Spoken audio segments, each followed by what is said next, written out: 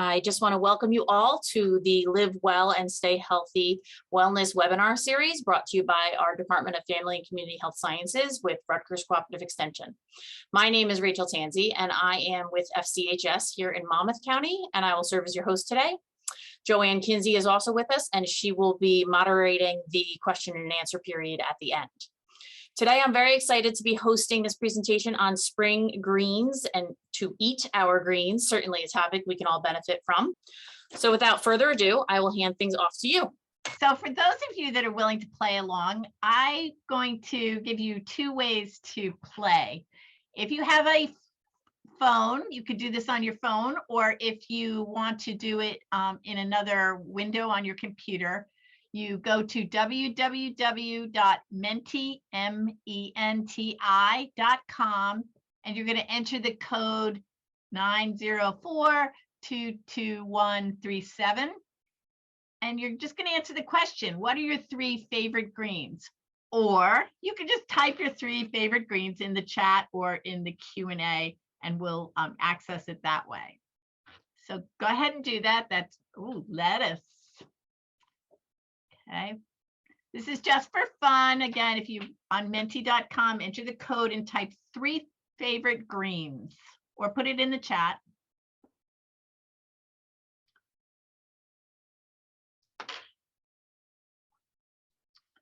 We have spring mix, lettuce, kale. Ooh, okay, now everybody's got in.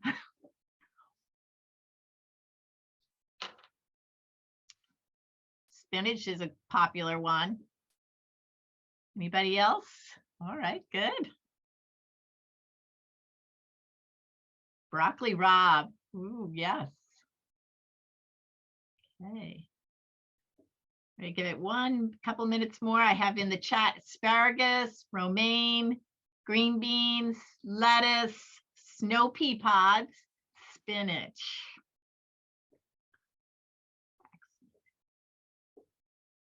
For those of you, as you look at the screen, the larger words means many of you typed it. So right now we see kale, spinach, and arugula all being popular choices. Okay, Asian greens, great. So thank you for playing. I'm going to stop the share.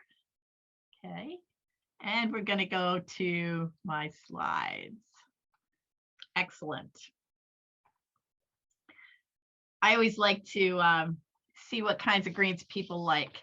So just full disclosure, this presentation was adapted by a project out of our extension partners at Colorado University, and they did some social media work and promotion of eating greens. So why greens? And by greens here, I'm talking about leafy greens rather than the green beans or the snow peas, anything that looks leafy like this. And some of it's because we can get leafy greens year round. They are packed with nutrients, and we'll talk more about each of these things today. They have proven health benefits. And what I like is they're really ready in a flash. Sometimes you can eat them raw, or the cooking process is very short.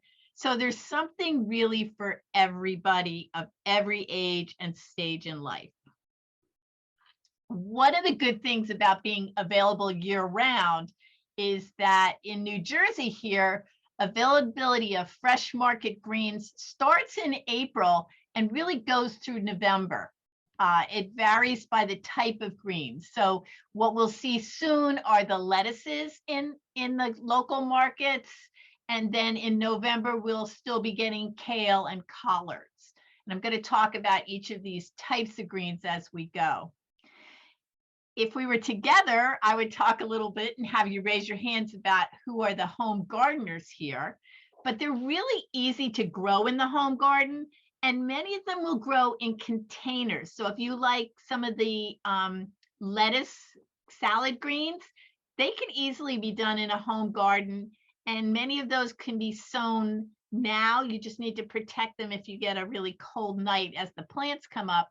But they're things that you can grow in a large container, like a large flower pot or a planter, or if you have areas in your home yard that you can grow them as well. And a lot of the greens don't take very long, maybe 55 days. So if you plant some of them now, you'll have them, early in the summer, and you don't have to wait for a longer growing season. You can also plant strategically throughout the growing season so that you'll have lettuce or kale for a longer period of time. Now, like all fruits and vegetables, besides the fresh market greens that are available, we can also get our leafy greens in frozen and canned formats.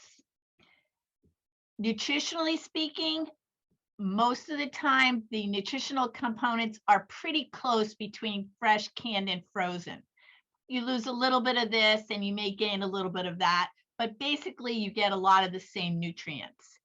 And they're also very fresh because most of the processing facilities for the canned or frozen market are located close to where they grow the abundance of these products. So there's not a lot of travel time. It's not traveling across the country before it goes into the frozen state. It's locally frozen and then heads to the markets from there.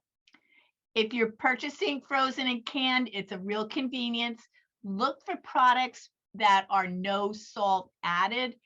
Salt is not good for our health, particularly for hypertension or high blood pressure. So look for those that are no salt added.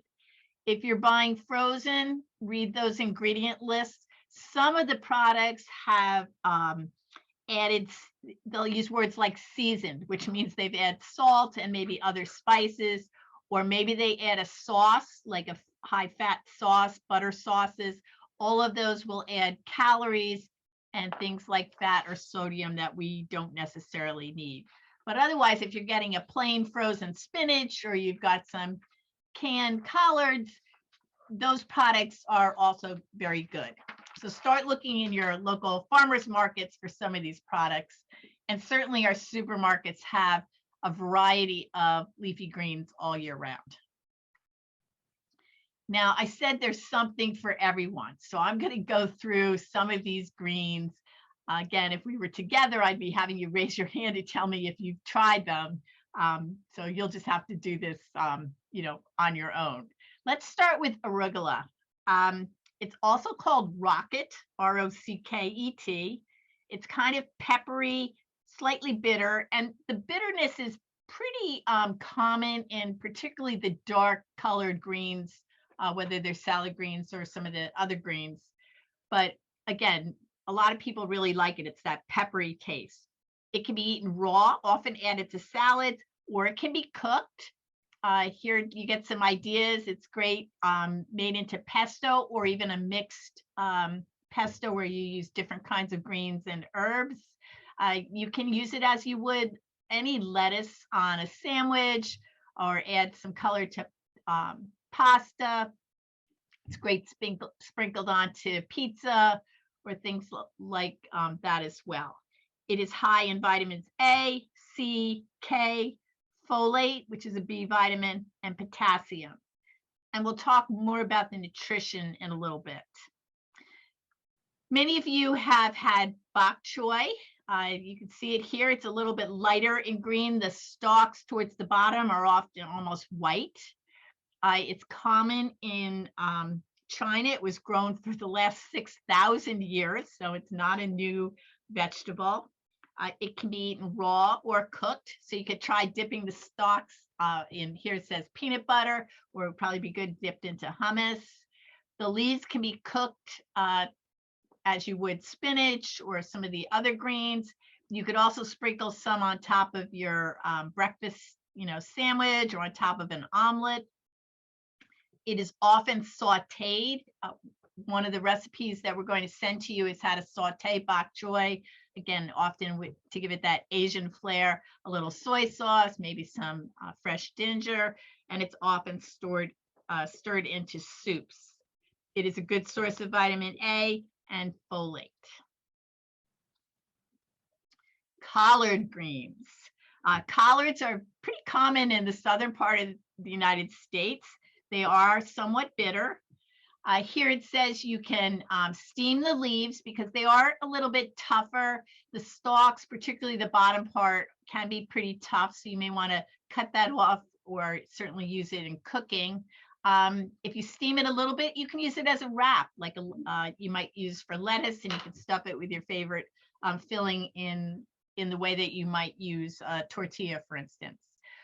Often traditional Southern cooking braised the collard greens with bacon or fatback. It adds a lot of flavor to the dish, but as you might guess, it adds a lot of fat and sodium, so it's not really the favorite nutritional way to prepare that food. If you like that smoky taste, you might try using some smoked turkey because turkey would be lower in fat. And then it's often stewed for a little bit longer to soften the leaves. And adding a little red pepper flakes is also fairly common. Kale. This is a vegetable that has just jumped in popularity over the last, I don't know, 10 years. So you see here 2 different varieties of the kale. It is a member of the cabbage family. There are 2 basic types, the curly kale, which is on the bottom, has those nice ruffled leaves. And the Lacenta kale is on the top with the really deep blue-green color. And again, it has the deep ridges in there. It's also called dinosaur kale. So any of you who have young children or grandchildren, it's really fun to talk about, oh, we're gonna have dinosaur food. And it's very popular with them. It can be eaten raw or cooked. The stems, if particularly in the larger leaves, are a bit chewy, so those you might want to cook as opposed to eating raw. Kale keeps a long time. It'll keep 5 days, sometimes more, in your refrigerator. It has been cultivated for over 2,000 years. Again, it's another one of those long, not quite as long as the dinosaurs, but it's been around a long time. It grows well in cool climates and in the warm weather as well. So kale lasts well into November, even here in northern New Jersey. So it is a nice crop that you can get a long growing season out of. Used in a number of ways. It can be steamed. You can shred it and put it into smoothies. I like to make I used to call it a froggy smoothie because it was green for kids and they really enjoyed that. And of course, I will talk more about this, and I'm going to give you a recipe for microwaving them into chips, or you can also do it in the oven. The kale chips with just a little seasoning like paprika gives that really nice burst of flavor. Napa cabbage. Napa cabbage is kind of interesting. It is used a lot in Asian cooking.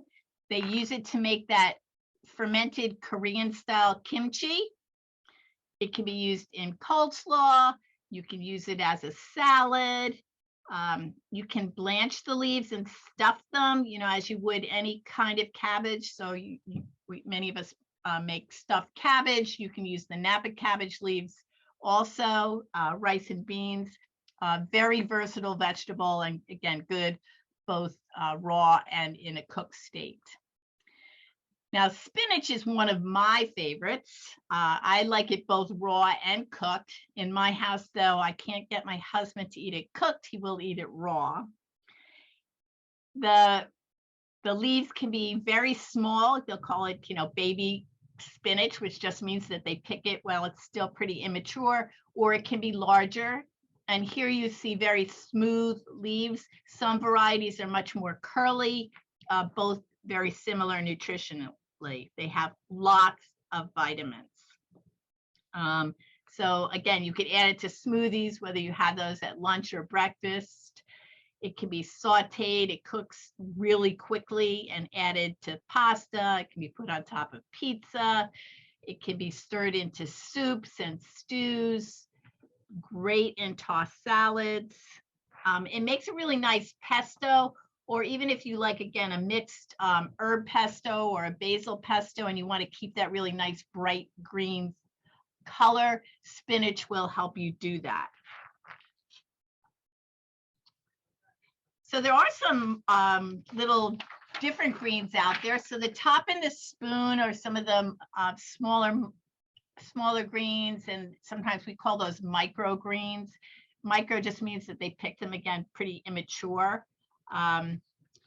You see on the right there, rainbow chard, that is Swiss chard, and the rainbow comes from the stalks being bright yellow and red. I just think it looks so pretty, so I try to grow some rainbow chard in my garden. Swiss chard, if you get it in the ground soon, you could start picking probably by July, and you can pick right up through the end of October here in New Jersey. The stems could be used almost like celery, so they can be eaten raw. And the leaves can be eaten raw too. It's a little bit bitter, not as bitter as collards, perhaps.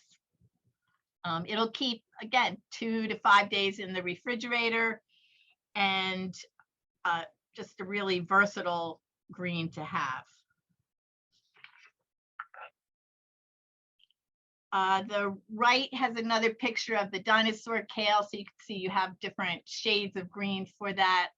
And then here we have I'm sorry, I said on the left. On the right is Mizuna, and I don't know if any of you have had that here. Mizuna is a Japanese mustard green. It is in the cabbage family, along with broccoli and cabbage and turnips and collards. It has a rich peppery flavor. It can be eaten raw or cooked. It has a lot of vitamins. It's frequently used in Japanese cuisine, and they also pickle it, so adding some vinegar and other spices. Some other greens you may or may not think about: beets, the tops of beets and the tops of turnips can be used for the greens, as well as their bulbs that we cook with. I grew up eating all parts of the beets. We always had beet tops. They're a bit bitter, but again, delicious. Escarole, or broadleafed endive. Mustard greens. Not only are they used in the United States, they're also used a lot in China and India. Again, somewhat bitter, probably a little more similar to collards. Dandelion greens. And yes, it's the same greens that grow in our lawns. They have a peppery flavor. They can be used raw in salads or cooked. Lots of vitamins. Do not pick them out of your lawn. Generally, you'd want to get them from a market where you know they have not been grown, where there's potential for contamination, either because animals or people have walked on it, or perhaps pesticides. So dandelion greens, unless you're going to grow them yourself for edible use, I would not advise using them out of your home garden. Another one I don't have pictured here, you may have heard of, are nettles. And they call them stinging nettles because nettles grow wild. And I unfortunately experienced this. I brushed aside what I thought was just a little bit of plant as I was walking along a path, and they were the stinging nettles. And yes, they have these barbs on them, and they actually burn like your hands. They feel like they're stinging. But when you cook the nettles, they lose that stinging factor, and they're actually quite delicious. So you will find restaurants and places where you can buy the nettles. You want to handle them with some rubber plastic gloves so you don't get the little stinging part until you cook them. I've also seen them in cheese. So as you can see there, with all this variety, you can get all sorts of greens all year round to use either individually or to mix them up in perhaps a salad. And we're looking for the darker color because those have some of the higher nutrients. Now, speaking of nutrients, there are all sorts of foods that have good nutrition, and greens are one of them. They're one of our top foods for having that nutritionally wonderful powerhouse or profile. They're particularly high in vitamins A, C, all the carotenoids, folate. Folate is important for women of childbearing years because folate plays a role in neural tube development in the fetus. And so having adequate folate, if you're thinking about or are pregnant, is really important. Vitamin K. Now, vitamin K, if you're not aware, it helps make a protein that aids in blood clotting. And if you or you know someone who is on a blood thinner, sometimes certain blood thinners, they say to avoid foods like dark leafy greens that have vitamin K. So if you are on a blood thinner, please talk to your healthcare provider before you eat a lot of these dark green leafy greens, because there can be a food drug interaction with those medications that can affect how that drug works. Often, if you talk to your healthcare provider or a registered dietitian, they can tell you, for instance, if you eat greens all the time, then it may not be a problem. If you don't eat greens all the time, you just have one meal every so often that's really high, that is a problem. So anyone taking a blood thinner, you want to talk to your healthcare provider or a registered dietitian, ask if your particular medication would interact with foods that are high in vitamin K, like our dark leafy greens. The leafy greens also have calcium and iron. How much you absorb from those foods will depend. Some of the greens have other compounds in them that kind of inhibit some of the calcium absorption. But again, it is one of the few foods that you can get some calcium from. They are really high in antioxidants, particularly two that I'll talk about in more detail are lutein and zeaxanthin. As you might guess, the greens are a great source of fiber, really good for our digestive system. And they're all naturally low in calories unless you do something to them during the preparation process, like cooking them in a lot of fat. So they're really good for maintaining a healthy weight. Now, lutein and zeaxanthin are really powerful antioxidants. They're often found together in foods. And why they're really important, particularly as we age, is because they can reduce the risk of age-related macular degeneration, as well as cataracts. And that is a concern for many of us as we get older, and left uncontrolled, that could lead to vision loss that we certainly don't want. What happens is these antioxidants enter the retina and the lens, and they prevent some of those changes that can occur by protecting those tissues from what we call free radicals that are responsible for breakdown of cell membranes. So a lot of your eye doctors will recommend that you eat foods that are high in lutein and zeaxanthin, and you can't get any better, as you can see from the chart on the right, than the greens. Kale, loaded with the those foods in 1 cup cooked. That's how many milligrams you would get combined for those two. Spinach, Swiss chard. You could see sweet corn has next to nothing. It's at the bottom. And even broccoli, which is really good for you because it has other good things, is not that high in lutein and zeaxanthin. So one of the reasons for touting eating more greens is this benefit for our eye health. Other benefits. Research has shown that greens are probably protective against certain kinds of cancers, particularly the mouth, the pharynx, larynx, esophagus, and stomach. Probable means that the research says it's more likely than not. So again, that's really important, and it's because of all those antioxidants that we have in those greens. In recent years, we've had a lot of interest in longevity research. Most of us want to live long but healthy lives.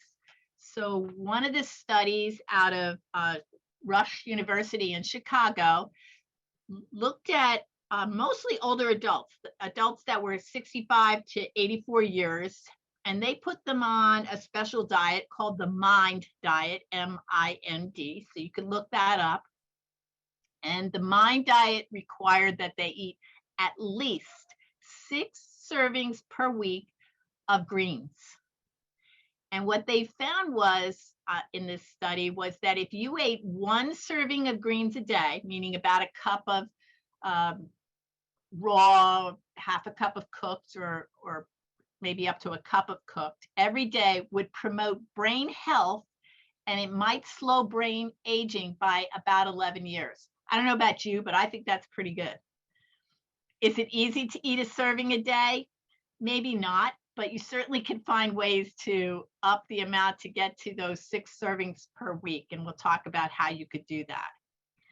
If you look at My Plate and you look at that would be myplate.gov, you can look at what teens and adults are supposed to have, and they recommend 1.5 to 2 cups each week. You can see that's a lot less than the MIND diet, but again, more than many people get. If you're looking at My Plate, try to fill a quarter of your plate with leafy greens or vegetables. As you can see on the left, it's vegetables and fruits making half the plate. And if you could get leafy greens to be a significant amount of those, you really get all the benefits that we talked about a few minutes ago. A little bit about food safety and greens. Unfortunately, greens have been implicated in more than one occasion for foodborne illness. You know, you've had recalls of salad greens, of spinach. The food industry, the growers really want to protect the food supply. They try to follow as best practices as are available. We're always looking to reduce all risk for foodborne illness, but it's impossible to reduce it entirely. So what we want to do is, on our end, is we want to make sure we clean our greens well. The recommendation is to wash greens thoroughly, fresh greens, under running water. I like to use the sprayer that I have on my sink, especially with those like the kale and the Swiss chard that have the ruffly leaves, so you can get really all grit that might be there if you're growing your own, or if you're getting them from a farm stand. They're grown often in soil, so the soil gets on the leaves when it rains. Any insects, it'll rinse off any surface, perhaps bacteria that might be there. Does a really good job. Lots of fresh running water. You don't need soap, you don't need chlorine, you don't need any specific spray, just lots of water. The other one, though, to think about is if you purchase pre-washed greens, and you can get salads like that, you can get spinach, and it says pre-washed or already washed. The food science experts tell us do not wash pre-washed greens, because when you do that, you can introduce new bacteria in the process. Maybe your hands weren't clean, or there was the sink, something wasn't clean. So if you purchase pre-washed greens or triple washed greens, we are to trust that. Open the bag if it's not a cook-in bag. If you see anything that's wilted, you can remove those pieces, and then it's ready to eat or to cook.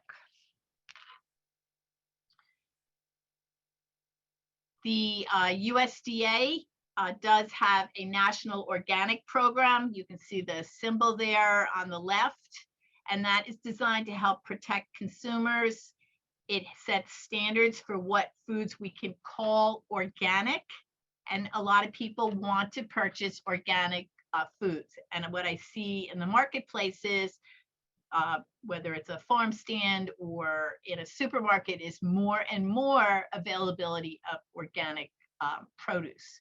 It does prohibit the use of synthetic substances, petroleum or sewage sludge fertilizers. It prohibits genetic engineering or using radiation. And you would see this symbol to say that it met that standard. That being said, every health organization says what is most important is to eat a variety of vegetables and fruits, whether or not it's organic, to gain health benefits. Not eating fruits and vegetables because you can't find them in an organic form does not benefit your health. So eating a variety, organic or not, helps you reap those health benefits. Selecting and storing. If you're purchasing fresh, you want to look for crisp leaves, not overly wilted, little or no yellowing. Nothing is perfect when it grows. Any of you gardeners know that. A few little holes here and there from a bug is not a concern. Perfect doesn't mean it's better, but you don't want anything that's really wilted, that's getting beyond its prime. Don't wash greens until you're ready to use them. When you wash them, it's really hard to get them dry, even with a salad spinner or lots of toweling, and moisture can cause it to spoil more quickly. So wait till you're ready to make that salad or do that stir fry before you wash it.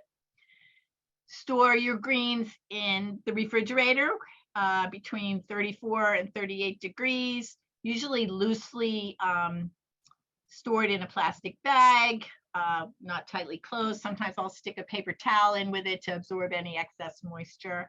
And depending on the greens, salad greens, 1 to 2 days if they're in a bag. Your kale, your collards, those hardier greens, they'll keep five days. You just want to pay attention to that they're not overly wilting or they're not developing any mold.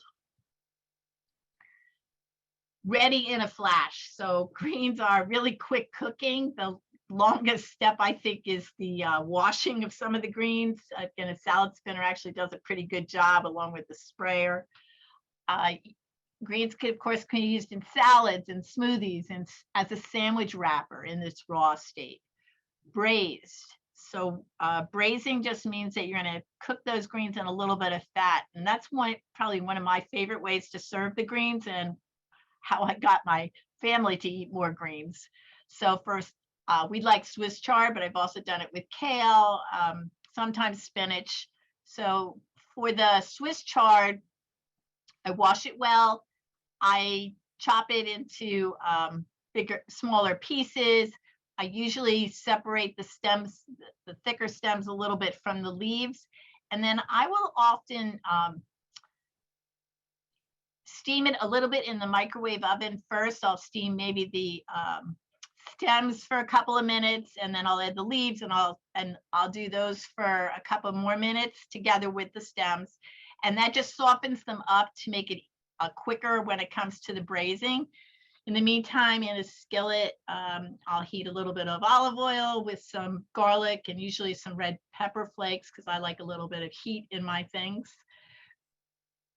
Then I add my greens into the pan and I cook them till they're softened. If they're taking a little while, you can always add a little extra water and put a lid on it till they're the texture that you would like. And then I usually sprinkle on a couple tablespoons of either vinegar or lemon juice. And really there's your quick, easy side dish, kind of like what you see pictured below. Steamed, again, your microwave oven really does a nice job of steaming greens. You just need to rinse them well and maybe add a couple of tablespoons of water and then microwave till they're tender. Excellent. They stir fry very nicely. You can see that hearty soup that's up top has kale in it. Really wonderful in mixed dishes and casseroles to boost the nutrition and add fiber and nice texture and color. We already talked about you can make chips, the kale chips, or you can also take your greens and chop them up fine and then add them into some savory muffins, maybe into some cornbread or some other quick bread. So that's kind of boosting the nutritional content of the dish as well.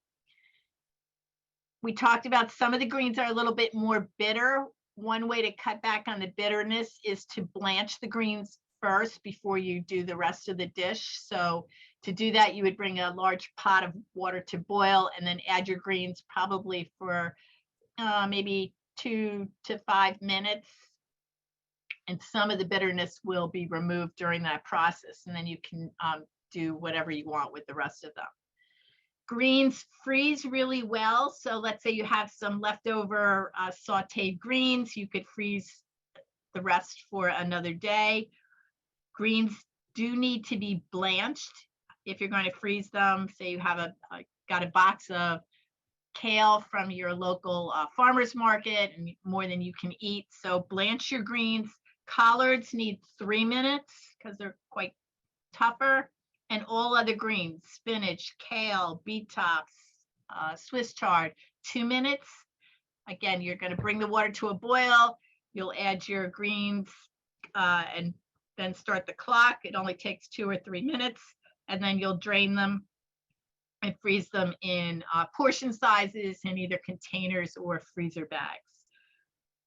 If you have a lot of garlic in greens, garlic sometimes gets bitter in freezing, particularly if you freeze it for a long time. But really, so much versatility, and some of the handouts we're sending you will give you the recipe for the bok choy, a basic braised recipe, and also for the chips.